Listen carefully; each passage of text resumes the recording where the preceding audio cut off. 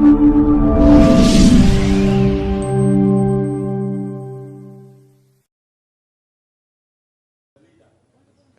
is the point of Honorable Duale? Because you have seen Honorable Passaris.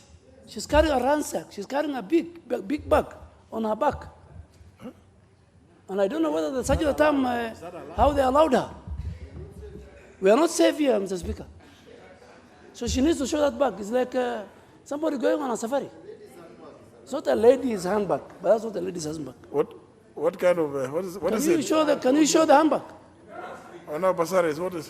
Now where is the handbag? Show the handbag. Mr. Speaker, I don't know what is it with the majority leader. He seems to be so observant with everything that I do, from the thermos now to my handbag. I have a problem with my back. I have a slip disc, and my doctor has advised that I balance the weight on my back, so I'm carrying a backpack. And I've gone through the surgeons of arms. They've checked my bag, and I want to tell the majority leader that my handbag is private, and he's not in security, so I won't allow him to check what's inside my bag. But I think we should trust the surgeons. He's not demanding to check. He doesn't do it. It is done by the. No, the surgeons of arms have checked my bag, and I explained to them that I have a problem with my back, so I'm carrying a backpack to balance the weight. Perfect. That's sufficient explanation. If the sergeant at arms is satisfied that what you are carrying is not a weapon of mass destruction, I think that's good enough. Honorable Bandi. Mr. Chairman, Mr. Speaker, you have already made a ruling, but the explanation given by Honorable Passaris makes a lot of sense because it appears it is a health issue case. But Mr. Speaker, I think we need to be clear on what kind of bags that we should carry to this house. We know ladies' bags is allowed, but when you start carrying rucksack, we will. One time I will come with a heavy bag on my head, and Mr. Speaker, we need to be clear on which type of bags are admissible in the house. And I think it is a lady's bag or a man's wallet or what do we call it? But carrying bags, we'll soon start bringing to this house huge bags on our heads. And some will come with kiondos, Mr. Speaker. I think it will be a mess. So we need to be clear on what bags are admissible. Thank you. No, let's not go there. Honorable Yamai, what is... No. Thank you, Honorable Speaker. You know, when Honorable Passaris was walking in, Honorable Speaker, I observed the Honorable Duale. And he observed her from the time that she entered all the way to the time that she sat. So it is important, Honorable Speaker, that Duale tells this House whether she was focusing on the bag or she was focusing on the Honorable Passaris. Thank you, Honorable Speaker.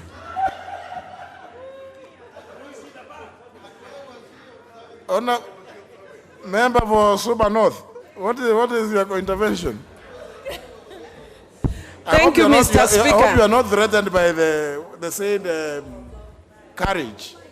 No, Mr. Speaker, I cannot be threatened by this bag. It's actually a very beautiful bag. I was actually asking if she can give me one. But now that it's a health one, I cannot ask. My only concern, Mr. Speaker, was first of all the issue about Honorable Duale. It did not even take him a minute. At least it took me a while to even notice she had a bag, and she's sitting next to me.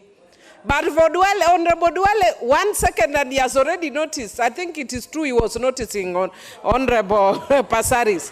But other than that, I think really what is more concerning for me and worrisome is what Honorable Mbadi is saying. That now in this parliament, we want to also give bags gender.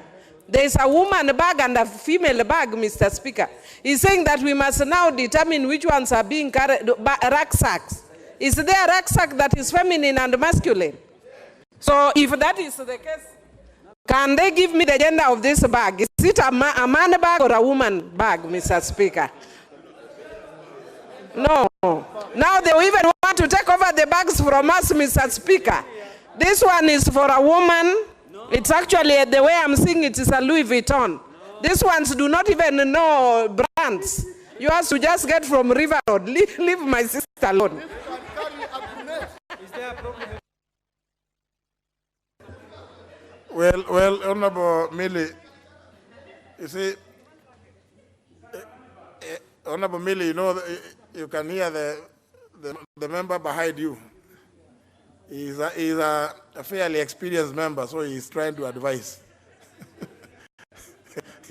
He's a veteran of some of those things. So, Honorable Ajala, you wanted to explain something to her, is it?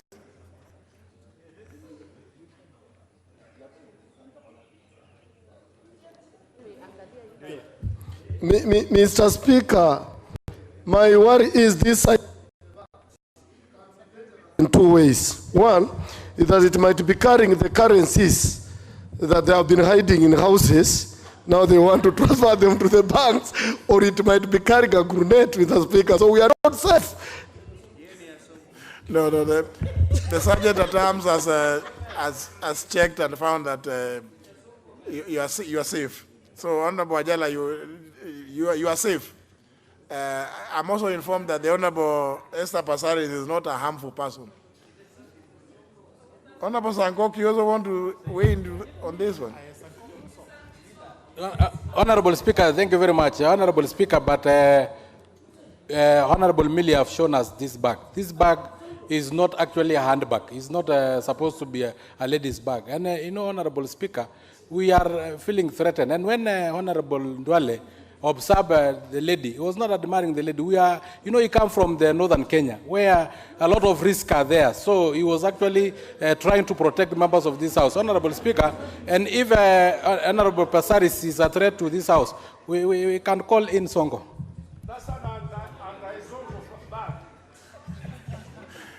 Well, I think that now that was a light moment. Honorable member, let's now let's now get on to business. Next order. Already been read out? Yeah, leader majority. So, Speaker, based on what has happened, I can see the ladies are very jealous. The other ladies, including Millie and Rachel. So from now, I will have a timetable. I will be seeing each lady from the time she enters in future, because they are jealous of Esther Passaris. So please, if you want me to observe you from the beginning, carry a bag. Make sure you register your name in my office. No, you carry a bag. Yes, and you carry a bag.